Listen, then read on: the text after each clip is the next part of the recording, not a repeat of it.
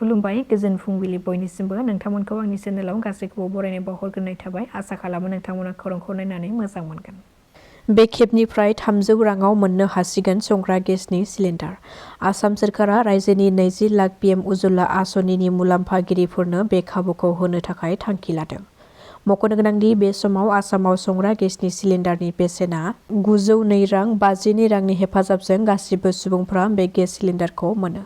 PM Ujjwala आसनिनि सिङाव 300 रां रेहाय मोनो। बे समाव उज्ज्वला योजनानि सिङाव 550 राङाव गेस सिलिन्डार मोनगासिनो दङ आरो बेखौ खमायबावनानै सोरखारा 300 राङावनो उज्ज्वला आसनिनि गेजेरजों गेस सिलिन्डार होनायनि थाखाय रोखायै फोसावनानै होदों।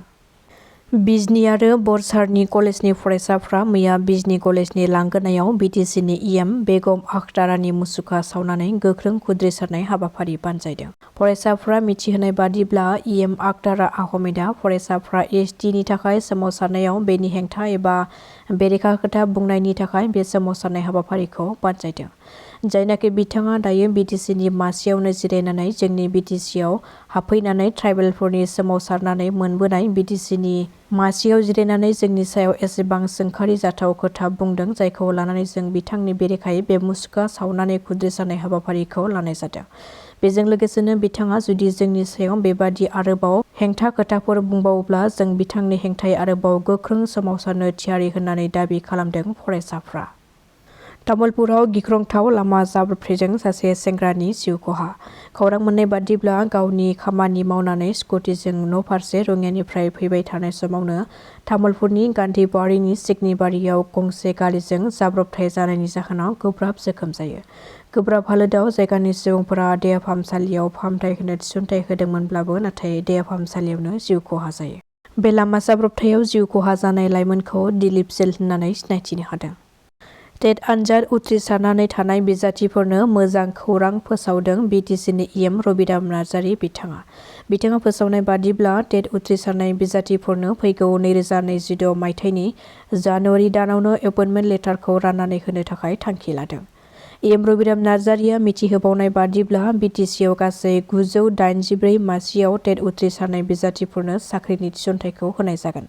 बेजों लोगोसेनो मोन 901 ग्रेजुवेट आरो पस्ट ग्रेजुवेटनि थिसनथायलाइखौबो थाबैनो होनाय जासिगोन होननानै खौरां बिजोंनि गेजेरजों फोसावदों। बशिष्ट पुलिसनि गोख्रों सिग्रोमनायाव 3 सिखावखौ खानो हादों। गुवाहाटी सोहोरनि गोबां ओनसोलफ्रावनो सिखाव खावनायनि जाथाय सोमजिहोदोंमोन बे सिखावनि हानजाया। बे 3 सिखावफोरखौ हमनो हानायजों लोगोसे बिसोरनिफ्राय 2.10 केजि एलुमिनियाम तार, 1.42 केजि तामानि तार, टुइन फ्लेट केबुल, 2.96 केजि, 2 मार्बल काटार, गंसे सिलिन्डारजों लोगोसे सिखाव खावनायाव बाहायनाय ई-रिक्साखौबो बोखांनो हादों। बे जाथायजों सोमोन्दो थानाय सिखावफोरखौ फारियै आजाहार आली, बिशाल बर' आरो गुबुन सासेखौ काजिमुद्दिन होननानै सिनायथिनो हादों। बावैसो सान सिगाङाव BPF दोलोनिफ्राय गोदानै थिसनजानाय MCLAफोरखौ लानानै फिन आरोबाव हाग्रामा महिलारीनि बिबुंथि। बिथाङा फोरमायथिदों दि जोंनि गेजेराव गोरोन्थि बुजिलायनायनि थाखाय कच आरो राजबंशीनिफ्राय 2 MCLA आलादा आलादायै थिसननाय जादोंमोन। जिहेतु कच राजबंशीया मोनसेल' हारि बेखायनो बेनि सायाव जों दिनै सावरायलायनानै बेखौ केन्सेल खालामनांगौब्ला केन्सेल खालामनाय जागोन होननानै फोरमायदों हाग्रामा महिलारी बिथाङा। फैगौ 2026 मायथाइनि फेब्रुवारि दानाव जानो गोनां जारिमिनारि संकस खेराइ फोरबो खुंफुंनो थाखाय मैया बानजाय आफादखौ दाफुंनाय जाबाय। मैया क'क्राझार जिल्लानि सिङाव थानाय गसाइगाव महकुमानि बेन्दोङाव गोग्लैनाय रायमोना माहारियारि पार्कनि बेन्दोङाव थानाय बल्लामजरा गामिनि संकस खेराइसालि एबा जारिमिनारि संकस खेराइ फोरबो खुंफुंनो थाखाय फैगौ 2026 मायथाइनि फेब्रुवारि दाननि 11, 12, 13 आरो 14 सानब्रैनि हाबाफारि लानानै जारिमिनारि संकस खेराइ फोरबो खुंफुं आफादनि बानजायनायाव खुंनो लानाय जारिमिनारि संकस खेराइ फोरबोखौ गाजा गोमजायै खुंफुंनो थाखाय बानजाय आफादखौ दाफुंनाय जायो। मैयानि बे बानजाय आफाद दाफुंनाय हाबाफारियाव BTCनि EM MLA रबिराम नार्जारि बिथाङाबो बाहागो लादों।